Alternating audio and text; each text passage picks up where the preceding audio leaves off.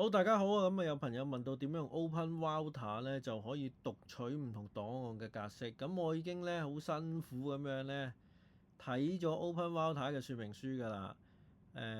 圖像啦、PDF 啦、影音啦嗰啲我都睇晒㗎啦。咁我相信大家都係冇心機睇嘅。咁我已經寫好咗睇完出嚟嗰個結構究竟係點樣㗎啦。咁我準備晒啲 link 啦。咁有 Bitcoin 嘅說明書啦，一個音效檔啦，一個係圖片啦。咁我哋一陣就測，咁我哋而家測試啦。咁我哋 play 一次啦。咁我哋睇一睇個效果。咁呢，就你見到我落咗個 Router 啦。咁一次過行晒3個咁就快啲啦嘛，係咪先？咁我哋睇一睇個 MP3 先。咁個 MP3 嘅內容呢，就 data 啦、choice 啦、run 啦、message 啦。佢彈走咗嘅，嚟多次啊！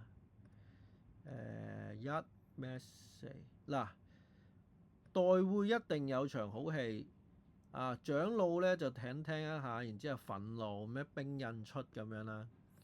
咁我哋睇下條 MP3 先MP3 應該聽噶嘛？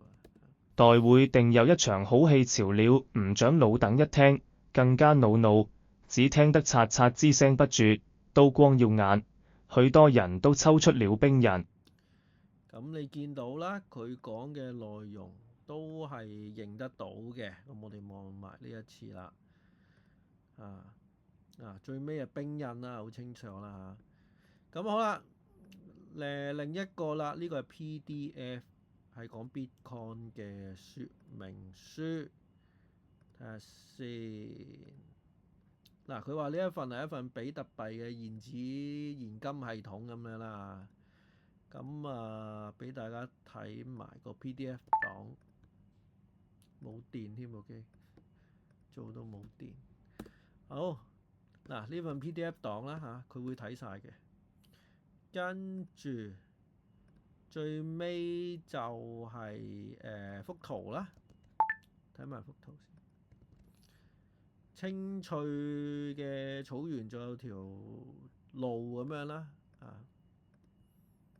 睇下先 ，data choice one message。圖片即係一個風景係戶外嘅，有木板路啦、草地、田野啦，咁全部都做到嘅，放心啊嚇。咁都係非常好用嘅，全部都係用 OpenWriter 嘅。我會將個 JSON 檔咧就上載去會員特區嗰度噶啦。普通會員都可以攞到嘅。